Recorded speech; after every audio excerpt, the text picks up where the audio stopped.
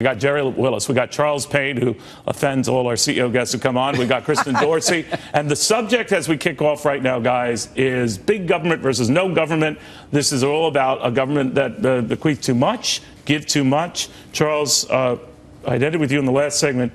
Is this what this comes down to? The Greeks just cannot let go of that government and the support structure around it. Absolutely. You go back to the 70s when there was a military junta, when the civilians took over. Prior to that, there was never a deficit. Every year, the Greeks ran a surplus. When the civilians took over, they never wanted that military situation again, started giving the goodies.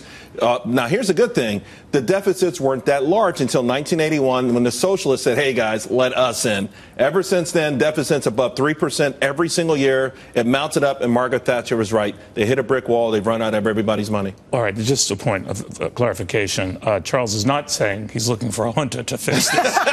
Because obviously, after losing the Humana and Aetna guys, I don't want to be on a complete roll here. Okay. All right, Gerri, what do you think of that? This notion that, look, I mean, you give away other people's money, eventually you do run out. Well, that's absolutely true, and it's only going to get worse. I don't know if you've seen the guy who's in line behind the last finance minister, but he's a Marxist economist. I don't even know what that means. If you're a Marxist economist, what are you advocating? It sounds scary to me. And the guy's name, Euclid Tsakalatos, he said that basically the problem that Greece has is there's too big of a divide between the rich and the poor. That's what all of their problems come down to. Can I just ask you a question? You spent about a half hour or an hour just trying to memorize that name correctly. No, I read it off of my paper. She read it off her paper. She can read a string of consonants better than anyone I know. Well, Dave, what do you think of that? That this ultimately gets to be about those who have the money versus those who don't.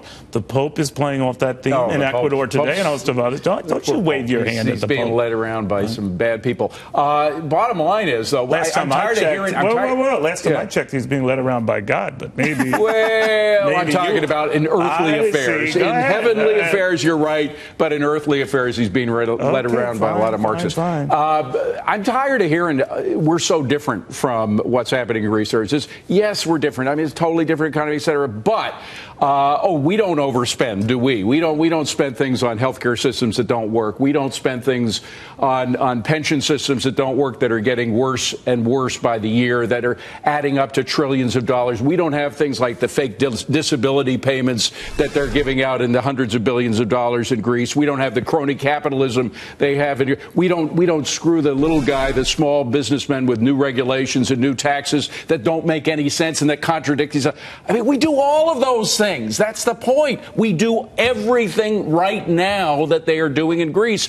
And it's like, you know, that experiment where they put a frog in hot water and he doesn't jump out until he doesn't jump out, because they slowly turn up the water until it boils and then he dies. That's it's happening right here, and we're getting very close to the boiling point. Look at that. All right. Christian, here's the thing I worry about, though. Another problem with this whole country is that so few pay taxes, and even those who are obligated to pay taxes find a way around paying taxes.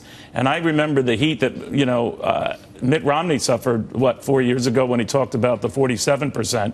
Inelegant, as he later claimed the remarks were, they were accurate. The 47 do not pay any federal income tax. And there might be very ample reason for that, but that number has ballooned to now they say in short order a majority won't be paying any federal income tax. That is not sustainable, to David's point, is it?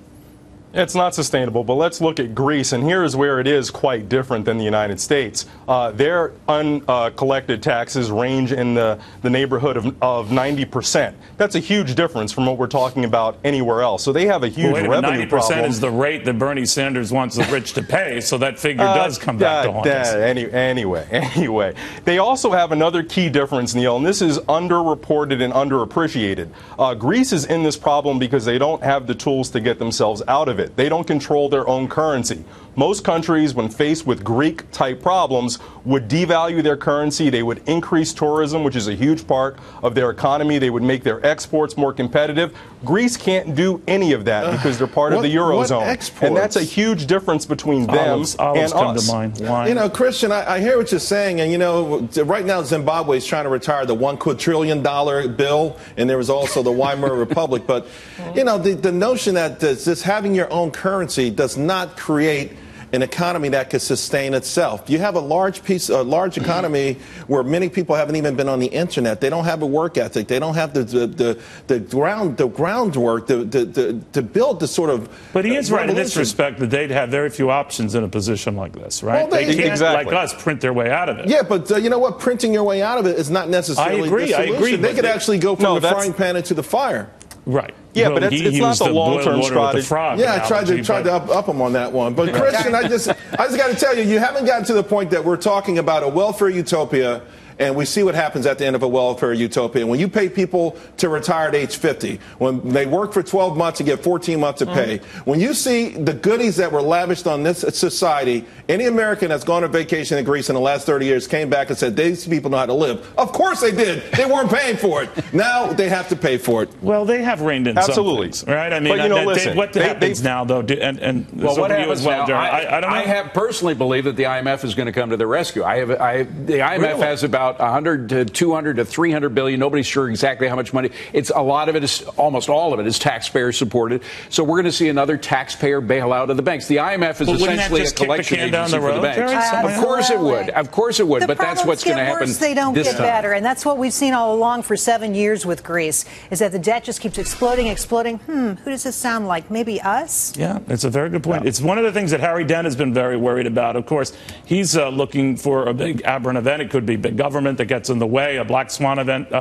like that you've always heard could be the catalyst to which sell-off suddenly takes hold. Harry, do you see that happening now? And do you see Greece being the catalyst for it now? Yeah, I see this kind of like the beginning of the end. Governments have been suppressing the economy's need to deleverage the greatest credit bubble in history. And when you add in unfunded government liabilities for things like Social Security and healthcare, it's like 8 times GDP in the United States. We have more debt than Greece does. Greece has a public debt problem. We have much more private debt. You have to deleverage that debt at some point, or the economy doesn't go back into dynamic growth. And Japanese have not done that. We're not doing it. We're doing everything but that. Understood. What do you see happening? People, it's just simple here. When banks, governments, financial institutions make bad loans, you lose your money. These loans need to be written down. Mortgages are going to have to be written down to fair market value when real estate goes down again, and I see that happen the next few years. The frackers are done.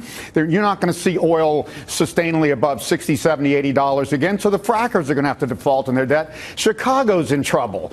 Puerto Rico, who I've gone to plenty of times personally, in trouble. Spell it out for me. What do you see coming? I see that the beginning of the end we've been looking at is when long-term government rates, bond rates, start to go up despite QE. That's showing that the QE is no longer working. All right, when quantitative easing fails, obviously he's looking for a huge crash as a result. QE is over. The next thing will be a rate hike, small 25 basis points. I mean, listen, you're right. If you look at everything combined, but that, the timestamp, it won't be next year. It won't be the year after. I think the bigger question is, can we avoid it? And I still think there's time to avoid. Well, growth could get us out of a lot of things, right? I just don't like him using the term the beginning of the end when you were talking about the Pope. Is that what you're talking about, Harry Dent?